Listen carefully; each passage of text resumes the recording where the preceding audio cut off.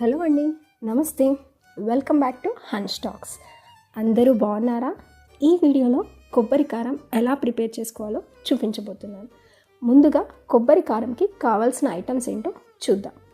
ఇక్కడ నేను 2 కొబ్బరి ముక్కల్ని చిన్నవిగా కట్ చేసుకొని వాష్ చేసుకున్నాను. దీంతోపాటు 2 టేబుల్ స్పూన్ ధనియాలు, 1 టేబుల్ స్పూన్ జీరా, 1 టేబుల్ స్పూన్ మెంతులు, కొన్ని వెల్లిపాయలు, అలాగే రుచికి తగినంత ఉప్పు, కారం, కొంచెం పసుపు, కొన్ని కరివేపాకు రెమ్మలు, 2 ఎండుమిర్చి. ఇప్పుడు ఎలా చేద్దామో చూసేద్దాం. ముందుగా కట్ చేసుకున్న కొబ్బరి ముక్కల్ని ఒక మిక్సీ జార్లోకి తీసుకొని దాన్ని ఫైన్ పేస్ట్ లాగా బ్లెండ్ చేసుకోవాలండి. ఆ తర్వాత మనం ప్లేట్లో తీసుకున్నవన్నీ ఒక మిక్సీలోకి వేసుకొని దీన్ని కూడా ఫైన్ పౌడర్ లాగా బ్లెండ్ చేసుకోవాలండి. ఇప్పుడు స్టవ్ పైన ప్యాన్ పెట్టి స్టవ్ ఆన్ చేసి ప్యాన్ హీట్ ఎక్కాక మనం 2 to 3 table spoon of oil వేసుకోవాలి.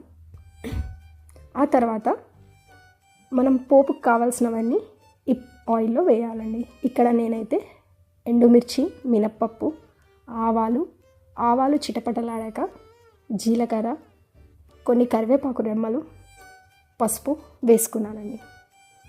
అన్నట్టు చెప్పడం మర్చిపోయాను, ఇది మా అత్తయ్య గారి రెసిపీ అండి. మా అత్తయ్య వంటలు చాలా బాగా చేస్తుంది. పోపు అయ్యాక మనం ఇందాక ప్రిపేర్ చేసుకున్న కొబ్బరి పేస్ట్ ఉంది కదా, అది ప్యాన్లోకి వేసుకొని బాగా కలుపుకోవాలండి. ఒక 2 to 3 మినిట్స్ మనం కలుపుతూనే ఉండాలి. ఎందుకంటే కింద మాడిపోకుండా జాగ్రత్త పడాలి కాబట్టి కలుపుతూనే ఉండాలి.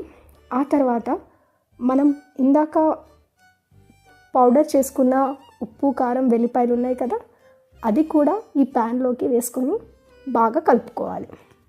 ఇప్పుడు మనం ఇందాక ప్రిపేర్ చేసుకున్న ఫైన్ పౌడర్ ఉంది కదా, అది కూడా ప్యాన్లోకి వేసుకొని బాగా కలుపుకోవాలి. ఈ పౌడర్ వేసాక కూడా ఒక 4 మినిట్స్ ఈ వీడియోలో చూపిస్తున్న విధంగా మంచిగా కలుపుకోవాలి.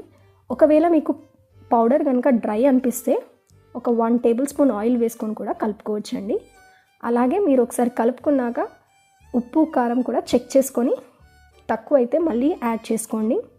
ఈ వీడియోలో చూపిస్తున్న విధంగా కలుపుకోవాలండి.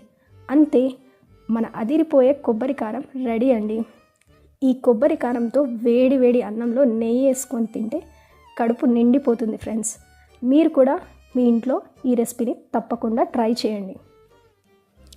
ఈ కొబ్బరి కారం అన్నంలోకే కాదు, ఇడ్లీ, దోశ కాంబినేషన్లో కూడా బాగుంటుందండి.